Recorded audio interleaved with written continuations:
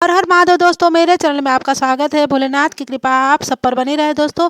सकट चौथ की हार्दिक शुभकामनाएं आप लोग को दोस्तों। हिंदू धर्म में सकट चौथ का विशेष महत्व है। माएँ अपने बच्चे की लंबी आयु सुख समृद्धि के लिए गणपति भगवान की आराधना करती हैं दोस्तों। इस दिन व्रत पूजा के माध्यम से संकटों को दूर करने, घर में शुभ मंगल की कामना के साथ इस व्रत को व्रती करती है। इस व्रत को तिलकुट चौथ, माघी चौथ, संकट हरण चतुर्थी भी कहते हैं।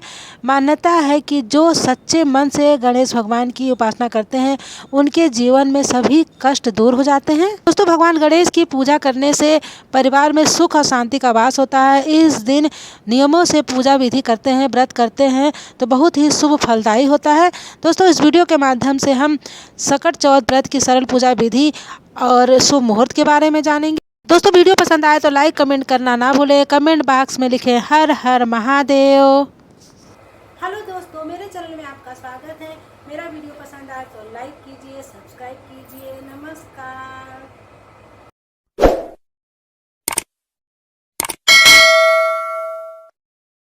सकट चौथ व्रत की जो मुख्य पूजा होती है वो आप अपने घर, अपने क्षेत्र मान्यताओं के अनुसार ही करेंगे। अभिजीत मुहूर्त में या फिर शाम के समय कर सकते हैं, क्योंकि कुछ जगह पर शाम के समय जो मुख्य पूजा होती है वो की जाती है। कुछ जगह पर दिन के समय मतलब अभिजीत मुहूर्त में पूजा की जाती है दोस्तों। सकट चौथ की पूजा करने के लिए सबसे पहले आपको एक चौकी की स्थापना करनी है।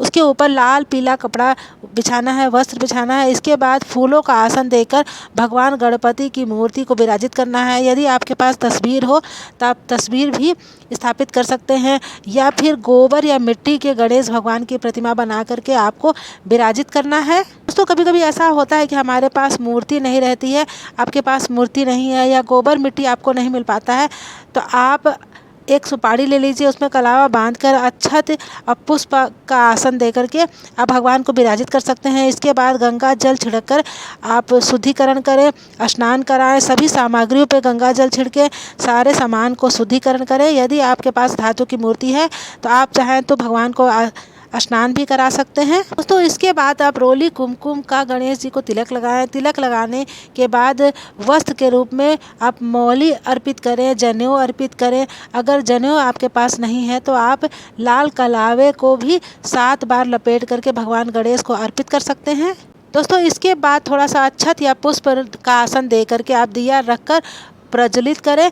आप घी या तिल का तेल का दिया जला सकते हैं। सकट चौथ के दिन ज़्यादा से ज़्यादा तिल का प्रयोग करना चाहिए दोस्तों। दिया जलाने के बाद आप दिए का पूजन करें, क्योंकि दीपक ही हमारी पूजा की साक्षी होती है, इसलिए तिलक और पुष्प आदि दीपक को भी अर्पित करें दोस्तों। आज के दिन माँ गौरा की पूजा करनी चाहिए। संकटा माता के रूप में माँ गौरा की पूजा की जाती है, यानी माँ पार्वती की पूजा आज के दिन आपको करनी चाहिए। उसके बाद आप माता पार्वती का श्रृंगार करें तो माता पार्वती को तिलक लगाएं, लाल चूड़ी लाल कलावा माँ को अर्पित करें।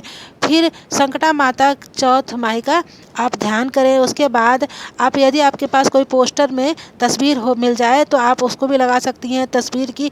उसी प्रकार से पूजा करें तो इसके बाद आपको भगवान गणेश को दुर्वा अर्पित करना है। दुर्वा एक अकेला नहीं अर्पित किया जाता है, एक बंडल में बांध करके आपको भगवान गणेश को दुर्वा अर्पित करना है। उसको लाल कलावा से आप दुर्वा को बांध सकते हैं, और दुर्वा भगवान को बहुत ही पसंद है, इसलिए आप लाल गुड़हल लाल पुष्प आप भगवान गणेश को अर्पित कर सकते हैं। तो आप चाहें तो कलश की स्थापना भी कर सकते हैं। आप 1 लोटा जल भर के रखें, उसमें थोड़ा सा गंगा जल मिलाएं, उसमें थोड़ा सा आप काले और सफ़ेद तिल डालें, थोड़ा सा गुड़ या शक्कर भी डालें।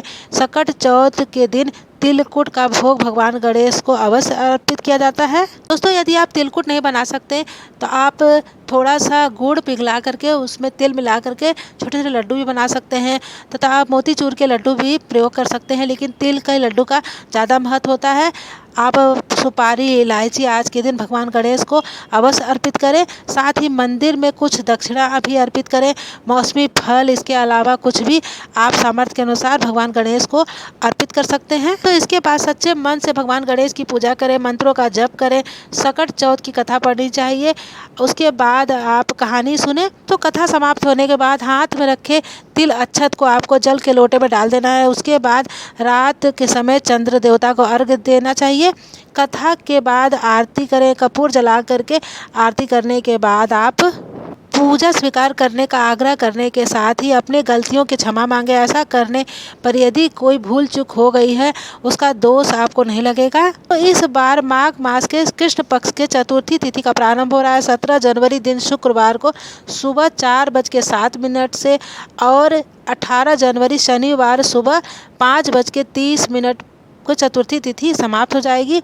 इसलिए इस बार संकष्टी चतुर्थी यानी कि सकट चौथ व्रत 17 जनवरी शुक्रवार को रखा जाएगा। दोस्तों इस बार सूर्योदय का समय होगा सुबह 7:04 पे और सूर्यास्त का समय होगा शाम को 5:59 पर। इस दिन ब्रह्म मुहूर्त का समय होगा 5:35 पर। स्नान का समय होगा और 6:02 तक रहेगा।